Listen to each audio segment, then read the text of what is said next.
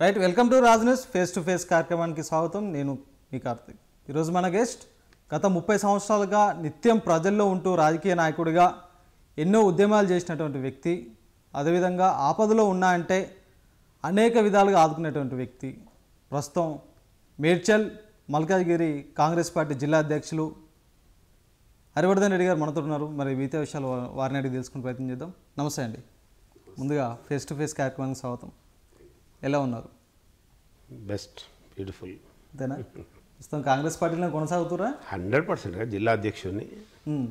పార్టీని అధికారంలోకి తీసుకురావడంలో కీలక పాత్ర పోషించడం, తెలంగాణ ఉద్యమాలలో కూడా కీలక పాత్ర పోషించడం, రేవంత్ రెడ్డి గారు ముఖ్యమంత్రిగా కావడానికి శాయశక్తుల కృషి చేసినాం. గతంలో వైఎస్ఆర్తో అత్యంత సన్నిహితంగా ఉన్న హరివర్ధన్ రెడ్డి గారు సడన్గా ఉద్యమాల్లో టీఆర్ఎస్ పార్టీలోకి రావడానికి గల కారణాలు ఏంటంటే ఏం చెప్తారు? ముఖ్యంగా ఏంటంటే మా కుటుంబ నేపథ్యం. ఆనాడు తొలిదశ ఉద్యమంలో మా ఫాదర్ కానీ మా మదర్ కానీ 1969లోనే కీలక పాత్ర పోషించారు. ఆ రోజు మరి మా రక్తంలోనే ఉందేమో. రాజకీయాలు అనేది సెకండ్ పెట్టి ఉద్యమాలు ఎక్కడుంటే అక్కడ పోయేటువంటి మా మెంటాలిటీ పరంగా మలిదశ ఉద్యమంలో కూడా రాజకీయ పరంగా రాజశేఖర రెడ్డి గారికి అంత సన్నిహితంగా ఉండి 99లో రాష్ట్రంలోని అత చిన్న వయసుని నేను నాకు ఒక టికెట్ ఇచ్చినటువంటి రాజశేఖర రెడ్డి గారిని నా గురువుగా ఎప్పుడు మర్చిపోలేను. కానీ మలిదశ ఉద్యమం మొదలైనప్పుడు నాలాంటి యువకులు కూడా యాక్టివ్గా ఉండి తెలంగాణ ఉద్యమంలో నేను పాల్గొనకపోతే నేను ఒక వ్యక్తిగా కరెక్ట్ కాదేమో అని అనిపించి కొంతమంది మేధావులు నాతో చర్చ చేసి తెలంగాణ ఉద్యమంలో కీలక పాత్ర పోషించడానికి వాళ్ళు బాటలు వేశారు. హరివర్ధన్ రెడ్డి గారు సొంత ఆస్తులను సైతం అమ్ముకొని రాజకీయంగా ఎన్నో కోట్లు ఖర్చు పెట్టాల్సి వచ్చింది. అంటే సొంత ఆస్తులను అమ్ముకొని ఖర్చు పెట్టాల్సిన అవసరం హరివర్ధన్ రెడ్డికి ఏముందంటే ఏం చెప్తారు?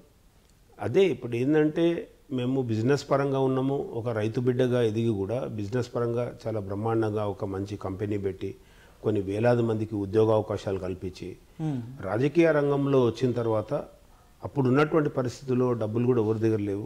కొద్ది గొప్ప మేము ఫైనాన్షియల్గా చాలా బాగుండే. మరి ప్రజలకు ఆకలి మీద వచ్చినప్పుడు అన్నం పెట్టినాం, ఆపదలో ఉన్నప్పుడు ఆపదలు ఆదుకున్నాం.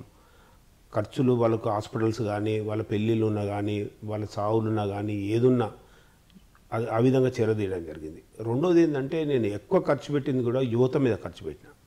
ఎందుకంటే యువకులను ఏ విధంగా వాళ్ళ మీద వాళ్ళు నిలబడే విధంగా నేను కొన్ని కార్యాచరణ తీసుకొని వాళ్ళకు యువజన సంఘాలు దాదాపు ఒక 200 యువజన సంఘాలు పెట్టి వాళ్ళకు ట్రైనింగ్లు ఇచ్చి స్పోర్ట్స్ పరంగా కావచ్చు వాళ్ళ వ్యక్తిత్వ వికాసం ద్వారా అంటే వాళ్ళ కాళ్ళ మీద వాళ్ళు నిలబడితే వాళ్ళ కుటుంబాలు బాగుపడతాయి అనేటువంటి ఉద్దేశంతో దాదాపు ఒక 25,000 మంది యువకులను నేను చేరదీసి యువజన సంఘాల పేరుతో అందరికీ ట్రైనింగ్లు ఇచ్చాం. ఈరోజు నిజంగా కూడా ఆ యువకులందరూ కూడా ఈరోజు మన తెలంగాణలో కానీ ముఖ్యంగా పాత రంగారెడ్డి జిల్లా ఉమ్మడి రంగారెడ్డి జిల్లాలో ఉన్నటువంటి యువత ఈరోజు అందరినీ నడిపిస్తున్నారు. బ్రహ్మాండం కూడా ఎదిగిరంటే బికాజ్ ఆఫ్ హరివర్ధన్ రెడ్డి ద్వారానే. రైట్, కాంగ్రెస్ పార్టీ బలోపేతానికి ఎంతగానో కృషి చేసినటువంటి హరివర్ధన్ రెడ్డికి మొన్న జరిగినటువంటి అసెంబ్లీ ఎన్నికల్లో టికెట్ ఎందుకు ఇవ్వలేకపోయింది కాంగ్రెస్ పార్టీ? అంటే పార్టీ ఒక పాలసీ తీసుకోవడం జరిగింది. రేవంత్ రెడ్డి గారు ముందే ఏంటంటే ఒక పార్లమెంట్లో 2 బీసీలకు ఇవ్వాలనేటువంటి నిర్ణయం మేరకు, ఎందుకంటే ఏ సర్వేలు చేసినా ఏది చేసినా నాదే పేరు బాగుందనేది రేవంత్ రెడ్డి గారు కూడా చెప్పడం జరిగింది. కానీ ఇక్కడ పార్లమెంట్లో 7 అసెంబ్లీలలో ఇది ఒక్కటే ఎస్సీ ఉంది. మరి మిగతా వాళ్ళు కూడా ఎవరు అప్లై చేసుకునే పరిస్థితిలో కూడా లేరు. వేరే కాన్స్టిట్యున్సీలలో ఒకటే ఒక అవకాశము మా దగ్గర మేడ్చల్లో ఉండే కాబట్టి మరి ఆయన అన్న మాట మీద నిలబడి నేనే నా పార్లమెంట్లో 2 బీసీలకు ఇస్తా అని చెప్పిన. నేను ఇవ్వకపోతే మాట తప్పినోని అవుతా అనే ఉద్దేశంతో మరి 2 బీసీలు, ఒకటి ఎల్బీ నగర్, ఒకటి మేడ్చల్ 2 ఇవ్వడం జరిగింది. మిగతా అన్ని కూడా జనరల్ సీట్లు, ఒకటి ఎస్సీ సీటు. సరే, అవకాశాలు అనేటివి కొన్నిసార్లు వస్తాయి, కొన్నిసార్లు రావు. మరి పార్టీ రేవంత్ రెడ్డి గారు ఇచ్చినటువంటి మాట మీద నిలబడి మరి పార్టీకి పనిచేసినాం. అంతకుముందు కూడా పార్టీ రావడానికి పనిచేసినాం. పార్టీ ఏ కార్యక్రమం ఇచ్చినా దిగ్విజయం చేసినాం. ఈరోజు గవర్నమెంట్ వచ్చిందంటే మాలాంటి వాళ్ళు కొద్దిమంది కష్టపడితేనే ఈరోజు ప్రభుత్వం. టికెట్ ఎప్పుడైతే అనౌన్స్ చేసిరో హరివర్ధన్ రెడ్డికి టికెట్ రాలేదు, మీకు టికెట్ రాలేదని సీఎం రేవంత్ రెడ్డి పైన నిప్పులు కక్కిరు ఆ సందర్భంలో. అలాంటిది ప్రస్తుతం రేవంత్ రెడ్డి నాయకత్వంలోనే ఎలా పనిచేయగలుగుతున్నారు? అంతే కదా. ఇప్పుడు తాత్కాలికంగా ఉన్నటువంటి క్యాడర్ నాకు ఇస్తే గెలుస్తుంది, పార్టీ చాలా రోజుల నుంచి కష్టాల పాలైనరు, కార్యకర్తలు ఇబ్బంది పడ్డారు, హరివర్ధన్ రెడ్డికి ఇస్తే గెలుస్తుంది అనేటువంటి సంకేతాలు మొత్తం పోయినాయి కాబట్టి అందరూ కూడా బాధపడ్డారు. బాధపడ్డ టైం షార్ట్ పీరియడ్ ఉంటుంది. రేవంత్ రెడ్డి గారు సంజాయించారు, నీకు న్యాయం చేస్తామని చెప్పిండు. వాళ్ళకు కూడా చెప్పడం జరిగింది. హరివర్ధన్ రెడ్డి గారు మా అన్నలాంటి వాడు, నేను డెఫినెట్గా ఆయనకు న్యాయం చేస్తాను, మా కుటుంబ సభ్యుడు, ఆయన కష్టపడ్డాడు, రాజకీయంగా నష్టపోయాడు, ఫైనాన్షియల్ నష్టపోయాడు, అందరికీ తెలుసు అది. కాబట్టి తప్పకుండా ప్రజలలో ఉండేటువంటి వ్యక్తులకు ఎప్పటికైనా గుర్తింపు వస్తుంది.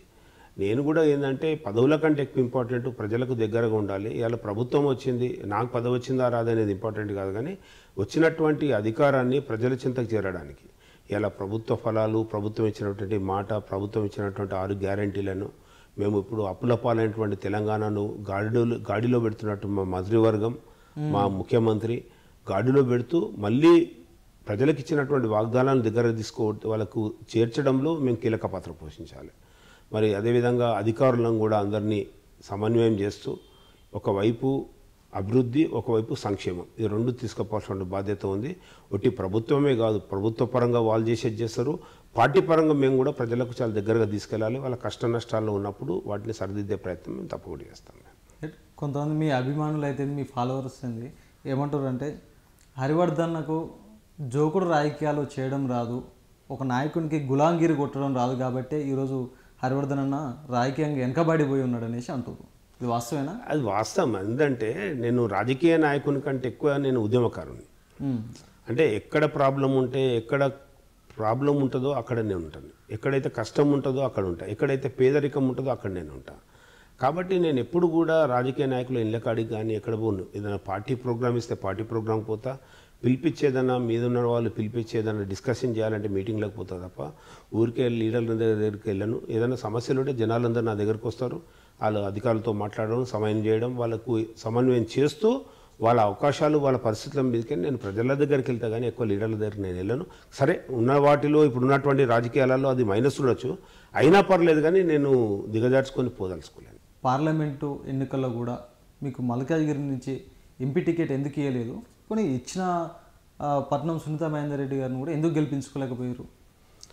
సునీత ఒకటి ఏంటంటే, ఇక్కడ పార్లమెంటు మాకు మొన్న జరిగినటువంటి ఎన్నిక కావచ్చు, అసెంబ్లీలో కూడా ఈ పట్టణానికి దగ్గరలో ఉన్నటువంటి వాతావరణం వేరే, గ్రామీణ వాతావరణం వేరే. ఇక్కడ కొంత బీజేపీ ఇంపాక్ట్, ఇక్కడ Secunderabad parliament, Malkajgiri parliament, Chevella parliament మీద బీజేపీ ఇంపాక్ట్ ఉంది. ఎప్పుడైతే మన రేవంత్ రెడ్డి గారు చెప్పారు, ఎక్కడైతే టీఆర్ఎస్ ఓటు మొత్తం కూడా బీజేపీ అయిపోయింది, మా ఓటు తగ్గలే.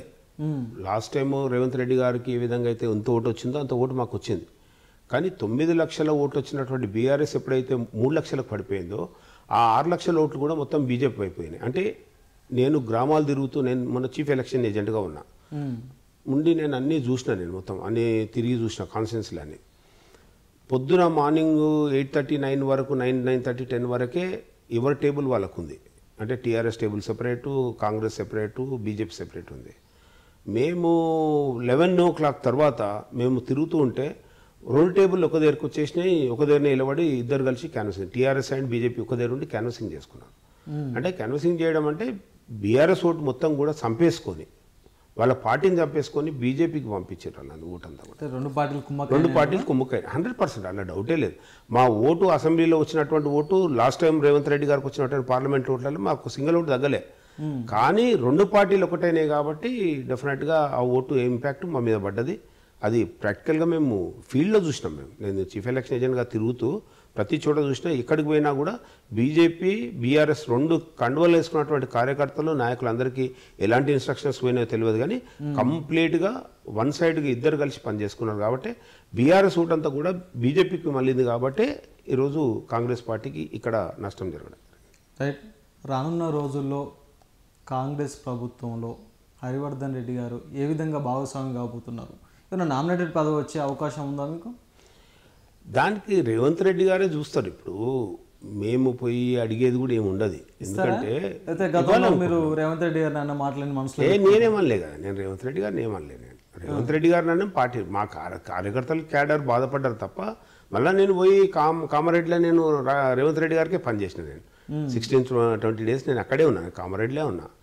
రేవంత్ రెడ్డి గారు ఏ పని ఇచ్చినా కూడా మేము కుటుంబాలు వదులుకొని అన్ని వదులుకొని 5 సంవత్సరాల నుంచి ఆయన పార్లమెంట్ నిలబడ్డప్పుడు కూడా మేము స్వచ్ఛందంగా పనిచేసినాం, డబ్బులు ఖర్చు పెట్టుకొని పనిచేసినాం. ప్రస్తుతం మీరు చేసిన ఉద్యమాన్ని అయితేంది, మీరు పార్టీ కోసం కష్టపడే కృషి అయితేంది, అన్నిటిని గుర్తించి మీకు నామినేట్ పదవి ఇస్తారంటారా?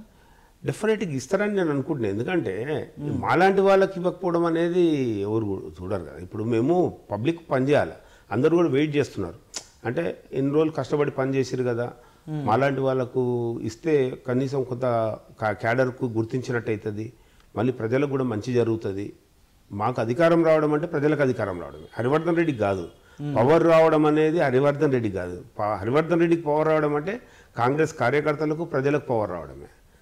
ఇవి ఇండివిజువల్గా డైరెక్ట్ బిజినెస్లకే వచ్చేటువంటి లీడర్లు వేరే, ప్రజలలో నుంచి పుట్టినటువంటి వాళ్ళం మేము, ఉద్యమాల నుంచి పుట్టినటువంటి. ఉద్యమాలలో ఏంది ఎవరు చేస్తారు? ఉద్యమాలు చేసే వాళ్ళకు సమస్యలు తెలుస్తాయి.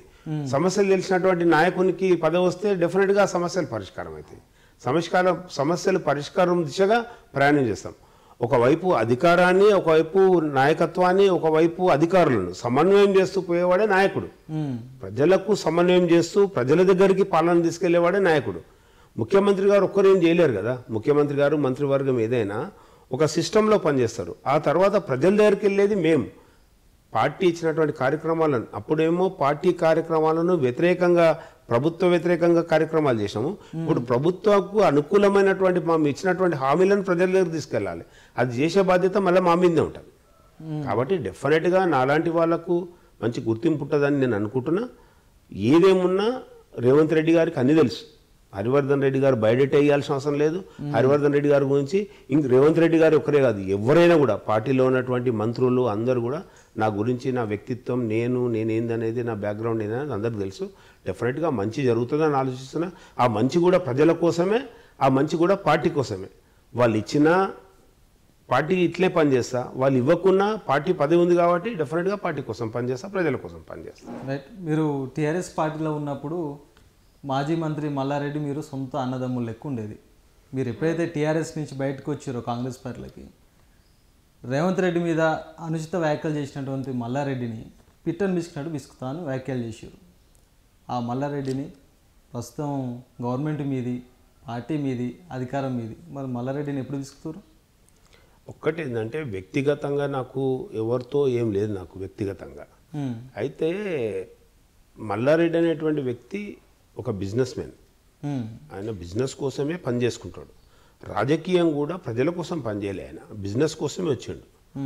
మల్లారెడ్డి గారు కూడా ఏమనుకున్నారంటే, నేను నా ఇంజనీరింగ్ కాలేజెస్ ఉన్నాయి, మెడికల్ కాలేజెస్ ఉన్నాయి, నేను ఒక ఎంపీగా ఉంటే నేను డైరెక్ట్గా పైరవీలు చేసుకోవచ్చు అనేటువంటి దాంతో ఉద్దేశంతో ఎంపీకి నిలబడ్డాడు. ప్రజలకు సేవ చేయాలనే ఉద్దేశంతో నిలబడలే. టికెట్ ఇచ్చిండు, డబ్బులు ఇచ్చిండు, టికెట్ కొనుక్కుండు, డబ్బులు ఇచ్చిండు, ఓట్లు కొనుక్కుండు, ఎంపీ అయ్యాడు. అయితే ఆయన ఉద్దేశం కూడా ఎప్పుడు కూడా ఉంటుందంటే ఏంటంటే, ఎట్లయితే ఆయన సీట్లు అమ్ముకుంటాడో, ఎట్లా సీట్లు కొనుక్కుంటాడు, ఓట్లు కూడా కొనుక్కుంటాడు. ఆయన ఒక సిస్టమ్ ఏంటంటే కొనుక్కోవడం, తీసుకోవడం. అంటే ప్రజా ఉద్యమాలతోని, ప్రజలతో వచ్చి ఒక రాజకీయ నేపథ్యం ఉండి ఒక సోషల్ వర్క్ చేసినటువంటి కుటుంబాలు కావు కాదు. వాళ్ళకి తెలియదు డబ్బుతో రాజకీయం, వాళ్ళు డబ్బులతో వచ్చారు, డబ్బులతో రాజకీయం చేస్తారు. కాబట్టి వ్యక్తిగా మల్లారెడ్డి గారిని నేను డెఫినెట్గా ఏజ్లో పెద్దోడు గౌరవిస్తాను, నో డౌట్. కానీ మనం మాట్లాడే ముందు ఒక నాయకుడు ఆదర్శంగా ఉండాలి. ప్రజలకు ఒక నాయకుడు అనేవాడు హీరో, మనం కామెడియన్ కావద్దు కదా. ప్రజలు ఎప్పుడు కూడా ఒక నాయకుడిని హీరోగా చూస్తుంటారు. ఆ హీరో అంటే ఏంది? కష్టాలలో ఉన్నటువంటి వాళ్ళను, వాళ్ళకి ఇబ్బందులు ఉన్నటువంటి వాళ్ళను ఆదుకునేవాడు నాయకునిగా చూస్తాడు, కమెడియన్గా చూడొద్దు. నేనంటే ఎప్పుడైతే రాజకీయాలు కామెడీ అయిపోయినాయో, రాజకీయాలు మోటు అయిపోయినాయో, ఒక పద్ధతి లేకుండా మాట్లాడడం అయిపోయిందో, సబ్జెక్ట్తో సంబంధం లేకుండా, నేను ఒక నాయకుడిని అడిగిన, అయ్యా నీకు చదువు లేదు కదా, నీకు పార్లమెంట్ ఎంపీ అంటే ఏందో ఫుల్ ఫామ్ రాదు, ఎమ్మెల్యే అంటే ఏందో ఫుల్ ఫామ్ తెలియదు, నీకేం తెలియదు కదా, మరి తెలియనప్పుడు నువ్వు ఎట్లా చేస్తున్నావు అని అడిగిన. అంటే ఆయన నన్ను ఉల్టా అడిగిండు. అంటే ఏ రాజ్యాంగంలో రాసి ఉంది మెంబర్ ఆఫ్ పార్లమెంటు అని చెప్తేనే నువ్వు ఎంపీ కావాలని రాజ్యాంగంలో రాసలేదు కదా. మెంబర్ ఆఫ్ లెజిస్లేటివ్ అసెంబ్లీ అని చెప్తేనే నువ్వు ఎమ్మెల్యే కావాలని ఏ రూల్ లేదు కదా. చదువుకు ఇక్కడ బ్యాడ్ లక్ ఏంటంటే, రాజకీయాలలో మంత్రులు అయ్యే వాళ్ళు, రాజకీయాలలో ఎమ్మెల్యేలు అయ్యే వాళ్ళకి క్వాలిఫికేషన్ ఏదైతే ఉందో ఇది చాలా బ్యాడ్. ఇందులో కూడా ఒక క్వాలిఫికేషన్ పెట్టుంటే తప్పకుండా కొద్దో గొప్ప వాళ్ళంతలో వాళ్ళు చదువుకుని వాళ్ళ కాళ్ళు తెలుసుకునేటువంటి పరిస్థితి ఉంటుంది. చదువు రాని వాడు ఏమవుతుంది, మామూలు ఒక ఎంప్లాయ్ మీద డిపెండ్ కావాల్సి వస్తుంది. ఒక లెటర్ చదవాలన్నా ఎంప్లాయ్ మీద డిపెండ్ కావాలి. నువ్వేదన్నా చదవాలంటే కూడా ఒక ఎంప్లాయ్ మీద డిపెండ్ కావాలి. ఏది చెప్తున్నా అదే చదవాలి, నీ సొంత నాలెడ్జ్ ఉండదు నీకు. చదువుకో అందే రాజకీయాలలో కూడా మార్పు రావాలి, రాజకీయాల్లో కూడా క్వాలిఫికేషన్ పెట్టాలి, రాజకీయాల్లో కూడా ఎలిజిబిలిటీ పెట్టాలి, బ్యాక్గ్రౌండ్ కూడా చూసుకోవాలి. కానీ ఈరోజు ఏమైపోయింది, రాజకీయాలు ఎటువైపు పోతున్నాయి రాజకీయాలు. ఇప్పుడు ఒకప్పుడు మేము ఉద్యమాలు చేసినప్పుడు ఎవరికైనా ప్రజెంట్ చేసే ముందు ఒక బయోడేటా తయారు చేస్తుంటిమి, స్పైరల్ బైండ్ చేస్తుంటిమి, పేపర్ టు పేపర్ పెడుతుంటిమి, ఉద్యమాలు చూపిస్తుంటిమి, పేపర్ కటింగ్స్ పెడుతుంటిమి, న్యూస్ పెడుతుంటిమి. ఇప్పుడు ఓన్లీ 6 కాలమ్స్ అయిపోయినాయి. నీ పేరు, నీ ఊరు, నీ ఫోన్, నీ డేట్ ఆఫ్ బర్త్, నువ్వు ఏ కులం, నీ అడ్రస్, ఏమి ఇస్తావు ఏం పెడతావు, గింతే. ఇక ఇవన్నీ ఓపిక, నువ్వు ఉద్యమాలు చేసినా, ప్రజల కోసం కొట్లాడినా, పార్టీ కోసం పనిచేసినా, ఇవన్నీ చూసే ఓపిక లేదు. ఏమి ఇస్తావు ఏం పెడతావు, గింతే. ఈ వ్యవస్థ ఏర్పడిపోయింది ఇప్పుడు. అది బికాజ్ ఆఫ్ ఇలాంటి బిజినెస్ మెన్స్ ఎవరైతే వచ్చి రాజకీయాలకు వచ్చారో, సోకాల్డ్ వాళ్ళ పని కోసం వస్తారు రాజకీయాలకు, ప్రజాసేవ కోసం కాదు. ప్రజా ఉద్యమాల నుండి కాలేజ్ నేపథ్యం, స్కూల్ నేపథ్యం, విద్యార్థుల కోసం కొట్లాడిన వాళ్ళు చాలామంది ఉన్నారు. ఇవాళ చాలామంది నాయకులు ఆనాడు నిజంగా చెప్పాలంటే పెద్ద పెద్ద వాళ్ళు, ఇవాళ పివి నరసింహరావుతో కావచ్చు, అప్పుడు ఉన్నటువంటి నీకు జయపాల్ రెడ్డి గారు కావచ్చు, సీనియర్లు చాలామంది, వెంకయ్యనాయుడు గారు కావచ్చు, వీళ్ళంతా కూడా స్టూడెంట్ దీంతో వచ్చిన వాళ్ళు అందరు. ఆ నేపథ్యం వేరే ఉంటుంది. డైరెక్ట్ బిజినెస్ చేసుకొని నీ పైరవీలు చేసుకోవడానికి రాజకీయాలకు ఎప్పుడు వచ్చిన తర్వాత నీ గురించి ఆలోచన చేస్తావు, ప్రజల కోసం ఏముంటుంది. మార్పు రావాలి, రాజకీయాలు మారాలి, ప్రజలు మారాలి, పార్టీలు కూడా మారాలి అని నా పర్సనల్ నేపథ్యం ఇది. మల్లారెడ్డి ఏమంటుండు, నేను మంత్రిగా ఉన్నప్పుడు మేడ్చల్ మల్కాగిరి జిల్లానైతుంది, కాన్స్టిట్యున్సీని అయితేనే అన్ని విధాలుగా అనేక రకాలుగా అభివృద్ధి చేసినా అంటున్నారు. దీనిపై మీ స్పందన ఏంటి? ఎక్కడుంది చూస్తున్నాం కదా. ఇప్పుడు అభివృద్ధి చేస్తే డెఫినెట్గా మనకు కనిపిస్తుంది. ఇప్పుడు నేను జిల్లా పరిషత్లో ఉన్నా, జెడ్పీటీసీగా పనిచేసిన, నేను జిల్లా పరిషత్ చైర్మన్ కోసం నిలబడ్డా. 5 సంవత్సరాలలో ఒక ఫస్ట్ ఇయర్ మాత్రమే కాంగ్రెస్ గవర్నమెంట్ కేటాయించినటువంటి ఒక 78,000 లక్షలు వచ్చినాయి తప్ప మా జిల్లా జెడ్పీటీసీకి. మళ్ళీ 5 సంవత్సరాలు అసలు లేవు. మొత్తం పంచాయతీరాజ్ వ్యవస్థను, మున్సిపల్ వ్యవస్థను, కార్పొరేషన్ వ్యవస్థను అంతా సర్వనాశనం చేసేసి, ఎలాంటి వాళ్ళకు రైట్స్ లేకుండా, ఒక సర్పంచ్కు రైట్స్ లేవు, రూపాయి డబ్బు లేదు, మొత్తం వ్యవస్థనంతా చిన్నాభిన్నం చేసి, ఎప్పుడు కూడా పంచాయతీరాజ్ వ్యవస్థ, గ్రామీణ వ్యవస్థ, సర్పంచ్ వ్యవస్థ ప్రజలకు వచ్చి దగ్గరగా ఉంటారు. ఆ వ్యవస్థను బలోపేతం చేయాలనేటువంటి ఉద్దేశం రాజీవ్ గాంధీకి ఉండే.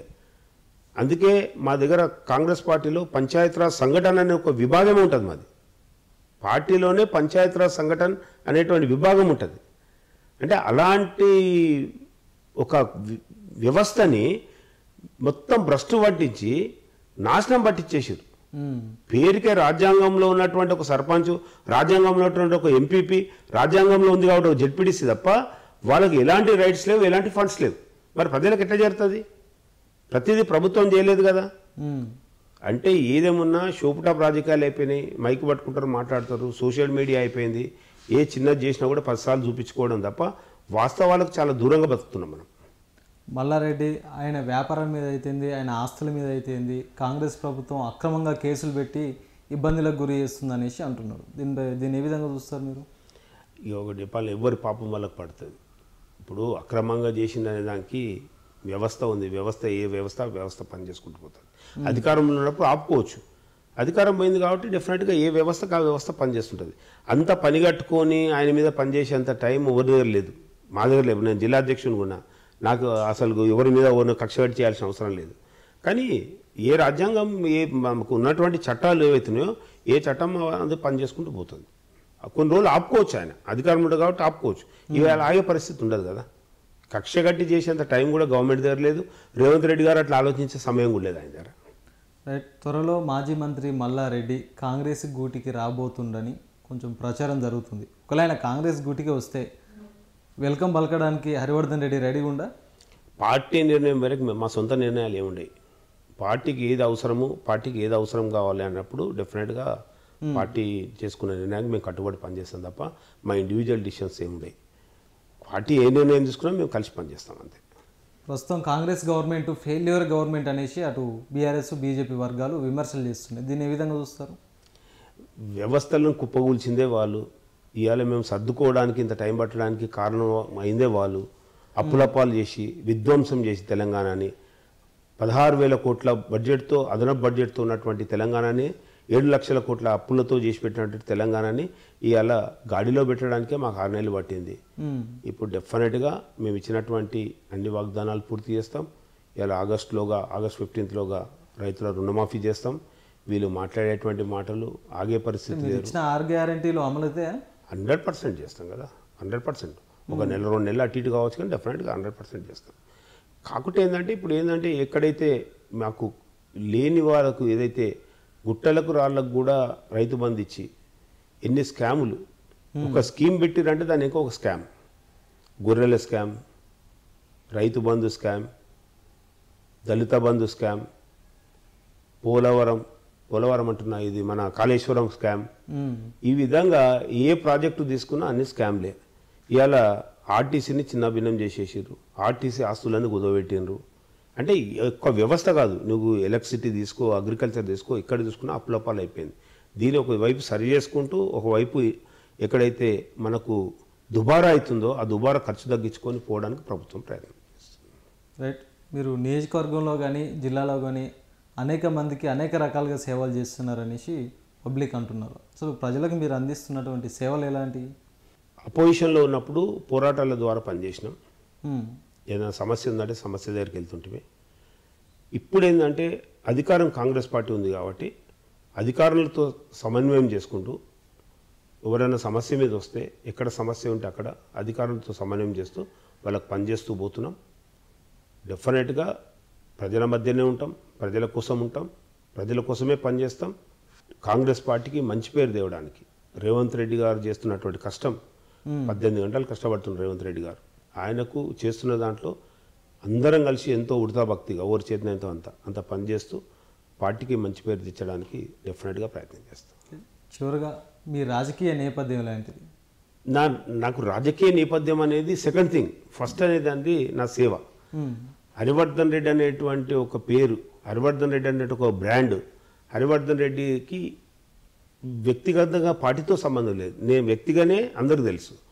కాబట్టి ఒక సమస్య వచ్చినప్పుడు ఇప్పుడు నేను ఫైనాన్షియల్గా నా వరకు నేను బాగున్నా, ఆ పిల్లలు కూడా అందరూ ఎస్టాబ్లిష్ అయిపోయారు, సెటిల్ అయ్యారు మంచిగా. నాకు ఫ్యామిలీ బర్డన్ లేదు. నాకున్నటువంటి పేరు ద్వారా కావచ్చు, నాకున్నటువంటి రాజకీయ సంబంధాలు కావచ్చు, నాకున్నటువంటి ఇది కావచ్చు, దాని ద్వారా పేద ప్రజలకు ఎంత అవసరం ఉంటే అంత దగ్గరికి వెళ్ళి వాళ్ళకి పనిచేయడానికి నా శాయశక్తుల కృషి చేస్తా. నేను డెఫినెట్గా అధికారం ఉన్నా అధికారం లేకపోయినా, నాకు పదవి వచ్చినా పదవి రాకపోయినా ప్రజల కోసం పనిచేస్తా, పార్టీ కోసం పనిచేస్తా. ఇప్పుడు ప్రస్తుతం నామినేటెడ్ పోస్ట్ ఏం రాకపోతే ఉంటారా కాంగ్రెస్ పార్టీలో? అదే డెఫినెట్గా పార్టీ పదవులతో నాకు ముఖ్యం కాదు. నేను పదవి రావాలనుకుంటే ఎప్పుడో వస్తుండే నాకు. నేను 2004లోనే మంత్రి అవుతాను. నేను అందరు రాజకీయ నాయకుల లెక్క నేను ఆలోచిస్తే నేను 2004లోనే మినిస్టర్ అవుతాను. నేను నా ఉద్దేశం ఏంటంటే, నా ఉద్దేశం అది కాదు. నా ఉద్దేశం అంతా కూడా ఎప్పుడు ఎక్కడ అన్యాయం జరిగితే అక్కడ పోవాలనేది నా ఉద్దేశం. త్వరలో బీఆర్ఎస్లో గెలిచిన ఎమ్మెల్యేలు అందరూ కాంగ్రెస్ పార్టీకి రాబోతున్నారు అంటే వాళ్ళు ఇష్టపూర్వకంగా కాంగ్రెస్ పార్టీకి వస్తారా, లేకపోతే మీరు వాళ్ళని ఒత్తిడి పెట్టి బలంతో పెట్టి లేకపోతే ఏదైనా ఆశ చూపించి కాంగ్రెస్ పార్టీలోకి తీసుకుంటారా? యాక్చువల్గా ఈ వ్యవస్థ ఎట్లా మార్పు వచ్చిందంటే దీనికి తెరలేపిందే కేసీఆర్ గారు. ఒకవైపు బీజేపీ. కేసీఆర్ గారు 2014లో ఏం చేసిండు, 2018లో ఏం చేసిండు అందరం చూసినాం. కేసీఆర్ గారికి టీఆర్ఎస్ వాళ్ళకి అదే ఎమ్మెల్యేలు పార్టీ మారుతురంట అనేటువంటి అధికారం కానీ హక్కు కానీ కనీస అర్హత కూడా లేదు వాళ్ళకి. ఇక కంప్లీట్గా బీజేపీ ఏంది, ప్రభుత్వాలనే పడేస్తుంది, పార్టీలను జీలుస్తుంది, వాళ్ళు అధికారంలోకి వస్తున్నారు. ఇక ఈ పార్టీలు ఇప్పుడు ఎప్పుడైతే తెరలేపినరో ఆ తెరను మనం ఆపే పరిస్థితిలో లేము. అట్లే నాయకులు కూడా తయారైపోయారు, పార్టీల అవసరాలు కూడా అట్లా అయిపోయినాయి. ఇప్పుడు మాకు 64 సీట్లు ఉండే, కంటోన్మెంట్ సీట్తో 65 అయినాం. ఒక కమ్యూనిస్ట్ పార్టీ మాతో పొత్తుండి గెలిచాం 66 సీట్లు. మేము గెలిచిన రోజు నుంచే ఏం మాట్లాడుతున్నారు, ఈ కాంగ్రెస్ ప్రభుత్వం ఉండదు, కూలిపోతుంది, 100 రోజుల్లో అయిపోతుంది, 6 నెలల్లో అయిపోతుంది అని మాట్లాడుతున్నారు. మాట్లాడుతున్నప్పుడు కేసీఆర్ గారు చూపించినటువంటి బాట ఏదైతుందో ఆ బాటలోనే ఆయన ఎమ్మెల్యేలు నడుస్తున్నారు. వాస్తవానికి కాంగ్రెస్ ప్రభుత్వం కూలిపోయే అవకాశాలు ఉన్నాయా? ఎందుకంటే కాంగ్రెస్ పార్టీలో ఎక్కువ వర్గ విభేదాలు ఉన్నాయి అంటారు. రేవంత్ రెడ్డిది ఒక వర్గం, ఉత్తమ్ కుమార్ రెడ్డి ఒక వర్గం, తర్వాత పొంగులేటి శ్రీనివాస్ రెడ్డిది ఒక వర్గం. అంటే ఇన్ని వర్గాలు ఉన్నప్పుడు రేవంత్ రెడ్డిని త్వరలో సీఎం కుర్చీ నుంచి తీసేయాలని ఆలోచిస్తారు అనేసి ప్రజలు కూడా కొంతమంది ఆరోపణలు చేస్తున్నారు. దీనిపై మీ స్పందన ఏంటి? నేను ఒకటి చెప్పాలా, అసలు నిజంగా కూడా అంటే కాంగ్రెస్ పార్టీ చాలా స్టెబిలిటీగా ఉంది ఇప్పుడే. నేను చూస్తున్న రాజకీయాల్లో రాజశేఖర రెడ్డి ఉన్నప్పుడు ఎట్లయితే ఉందో ఈరోజు మళ్ళా రేవంత్ రెడ్డి గారు ముఖ్యమంత్రి ఉన్నప్పుడు కూడా అట్లే ఉంది. ఎందుకంటే ఒక పెద్దన్నలాగా ఆయనకు ఉత్తమ్ కుమార్ రెడ్డి గారు సహకరిస్తున్నారు, అన్నలాగా కోమటిరెడ్డి గారు వెంకటరెడ్డి గారు సహకరిస్తున్నారు, ఈయనకు జోడెడ్లలాగా వెంబడి బట్టి విక్రమార్క గారు వెళ్తున్నారు, పొంగులేటి శ్రీనివాస్ రెడ్డి గారు బ్రహ్మాండంగా పనిచేస్తున్నారు. అంటే ఒక ఈ కూటమి ఏదైతే కాంగ్రెస్లో ముఖ్యమంత్రి నేను, డిప్యూటీ సీఎం నేను మంత్రిని, మీరు తక్కువలని ఎవరో చూసుకుంటలేరు. మీరు రేవంత్ రెడ్డి గారిని చూడండి ఎంత సింపుల్గా అందరినీ కలుస్తున్నాడు. ఒక ముఖ్యమంత్రిగా ఆయన ఫీల్ అవుతలేడు. ఈ రోజు దాకా ఆయనకు నేను ఒక ముఖ్యమంత్రి ఆయన ఫీలింగే లేడు. ఆయన ఏదేమున్నా ఒక సింపుల్ వ్యక్తిగా పోతున్నాడు తప్ప నేను ముఖ్యమంత్రి. కేసీఆర్ ఎట్లుండే చెప్పండి. ఇప్పుడు మేము అనుకుంటే రేవంత్ రెడ్డి గారిని 5 నిమిషాలు కలుస్తాం, మేము పోయి ఒక ఫోన్ చేస్తాం వెళ్ళిపోతాం. ఒక మంత్రి కూడా కేసీఆర్ గారిని కలిసే పరిస్థితి ఉండేనా? కానీ అలా మా అందరూ కూడా, మా నాయకులందరూ, మంత్రులు వీళ్ళందరూ కూడా అసలు మమేకమై మేము అధికారంలో ఉన్నాము, ఒక మంత్రిమైనాము, మేము ఒక ముఖ్యమంత్రి అయినా ఫీలింగ్ ఎవరికి లేదు. అప్పుడు బిఫోర్ అధికారం కంటే ముందు ఎట్లయితే అందరం కలిసి ఉన్నామో, ఎట్లయితే ప్రజల దగ్గరికి వెళ్ళినామో, ఎట్లయితే అందరూ ఈజీ కలుస్తున్నామో, ఈరోజు అధికారం వచ్చినప్పుడు కూడా మళ్ళీ అదే ఫీలింగ్లో ఉన్నాం. కానీ ఇప్పుడు ఉన్నటువంటి కాంగ్రెస్ పార్టీ సమిష్టిగా పనిచేస్తున్నారు. నిజంగా కూడా చాలా బాగా అనిపిస్తుంది. ఒక సీనియర్ నాయకునిగా చెప్తున్నా, ఇట్లా కాంగ్రెస్ పార్టీని నేను ఎప్పుడు చూడలే. ఆనాడు రాజశేఖర రెడ్డి ఉన్నప్పుడు ఒంటి చేత్తో నడిపించారు, ఈరోజు అందరి చేతులు వేసి నడిపిస్తున్నారు. రాజశేఖర రెడ్డి గారేమో ఒంటి చేత్తో నడిపించాడు. కానీ ఈరోజు రేవంత్ రెడ్డి గారికి తోడుగా ఒక అన్నగా ఉత్తమ్ కుమార్ రెడ్డి గారు, ఒక అన్నగా కోమటిరెడ్డి వెంకటరెడ్డి గారు, ఒక తోడుగా శ్రీనివాస్ రెడ్డి గారు, ఒక చేదోడు వాదోడుగా వెంబడి ఉంటూ ఒక బట్టి విక్రమార్క గారు, అదేవిధంగా దామోదర్ రావు నరసింహ గారు, ఒక బ్రహ్మాండమైనటువంటి నాయకత్వం మా దగ్గర. కులాలకు అతీతంగా, మతాలకు అతీతంగా ఇంతమంది ఉండి బ్రహ్మాండంగా పనిచేస్తున్నారు. నిజంగా కూడా తెలంగాణ ప్రజలకు ఏదైతే తెలంగాణ వస్తే మాకేదైతే జరుగుతుందని కలలు కన్నారో, ధ్వంసమైపోయి చేసినటువంటి 10 సంవత్సరాల్లో ధ్వంసమైనటువంటి తెలంగాణని గాడిలో పెడుతూ ఏది ఉద్దేశంతోనైతే తెలంగాణ తీసుకున్నామో ఆ ఉద్దేశాన్ని ఫుల్ఫిల్ చేయడానికి కాంగ్రెస్ పార్టీ తరఫున అందరం ప్రయత్నం చేస్తాం. కాంగ్రెస్ ప్రభుత్వానికి ఆబ్కారీ శాఖ మీద ఉన్నటువంటి సోయి విద్యాశాఖ మీద, హోంశాఖ మీద లేదనేసి కొన్ని విమర్శలు వస్తున్నాయి. దీన్ని ఏ విధంగా చూస్తారు? అసలుకు అనేవానికి ఏమైనా ఉండాలి. విద్యాశాఖను ఎట్లా చేయాలనేది మనం రోజు చూస్తున్నాం స్టేట్మెంట్. విద్య, వైద్యం, వ్యవసాయం, ఈ మూడిటికి కూడా సెపరేట్గా కార్పొరేషన్స్ వేసి దాన్ని సెపరేట్గా అంటే వాళ్ళ కోసమే పనిచేసే విధంగా దాన్ని చేయాలని పనిచేస్తున్నాం. అంటే 6 నెలలైనా కూడా ఇప్పటివరకు ఊసలేదు కదా. 4వ తారీఖు ఇప్పుడు మీకు గవర్నమెంట్ వచ్చిందో లేదో నోటిఫికేషన్స్ వచ్చేసినాయి. వచ్చిన తర్వాత ఎలక్షన్స్ అయినాయి. 4వ తారీఖు నాటి రిజల్ట్స్ వచ్చింది. ఇవాళ 24వ తారీఖు, 20 రోజులు అవుతుంది. రోజు మీటింగులు చూస్తున్నాం. రోజు మనం ఇప్పుడు ఇవ్వాలి దాదాపుగా 27 మంది ఐఏఎస్ ఆఫీసర్లని ట్రాన్స్ఫర్ చేశారు. ఫస్ట్ మనం పనిచేయాలన్నప్పుడు అడ్మినిస్ట్రేషన్ కరెక్ట్ ఉండాలి. మొన్నటి దాకా ట్రాన్స్ఫర్స్ లేకుండే, ఎలక్షన్ కోడ్ ఉండే, 5వ తారీఖుతో అయిపోయింది. ఈ 15 రోజులలో అంతా వర్కౌట్ చేసుకొని అడ్మినిస్ట్రేషన్ సెట్ చేసుకొని మిగతా వాటికి వెళ్తారు. ఇది సిస్టమ్. ఇది అంటే మీ మంత్రివర్గం ఎప్పటిలోపు విస్తరణ కాబోతుంది పూర్తిగా? ఇవాళ ఢిల్లీకి వెళ్ళారు ముఖ్యమంత్రి గారు, చూస్తారు. నడుస్తూనే ఉంటుంది, బ్రహ్మాండంగా నడుస్తుంది. మంత్రివర్గం కొంచెం ఉన్నా వెనక ముందైనా చైర్మన్లు రావచ్చు రాకపోవచ్చు, ఏదేమున్నా వ్యవస్థ మాత్రం నడుస్తుంటుంది. రైట్, ఇది నాటి ఫేస్ టు ఫేస్ కార్యక్రమం చూస్తుండీ రాజు న్యూస్. మరో గెస్ట్తో మళ్ళీ కలుగుతాం.